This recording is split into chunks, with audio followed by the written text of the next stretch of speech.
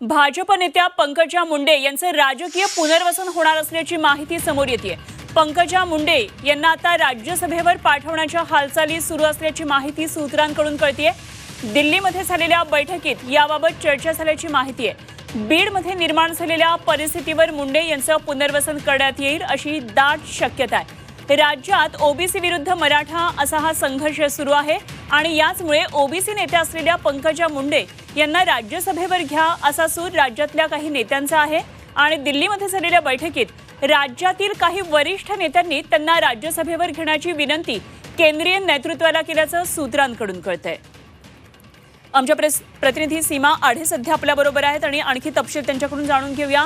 सीमा, पंकजा मुंडे यांचं आता राजकीय पुनर्वसन होण्याची शक्यता आहे, सूत्रांकडून माहिती कळते, काय नेमकी तपशील येतात?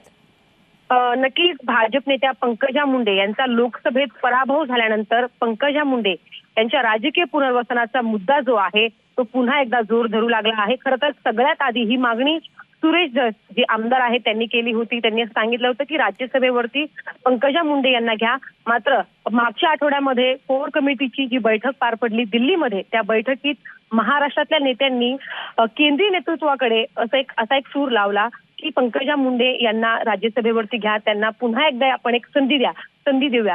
कारण आपल्याला माहिती आहे की महाराष्ट्रामध्ये सध्या ओबीसी विरुद्ध मराठा असा एक संघर्ष पुन्हा एकदा पेटलेला आहे आणि अशात एक मोठा समाज यांना आपण एक मोठा दिलासा देऊ शकतो असा एक सूर महाराष्ट्रातल्या नेत्यांनी केंद्रीय नेतृत्वाकडे लगावला। त्याच्यानंतर पुन्हा एकदा पंकजा मुंडे यांना राज्यसभेवरती संधी दिली जाऊ शकते अशी शक्यता आहे, अशी माहिती मिळते।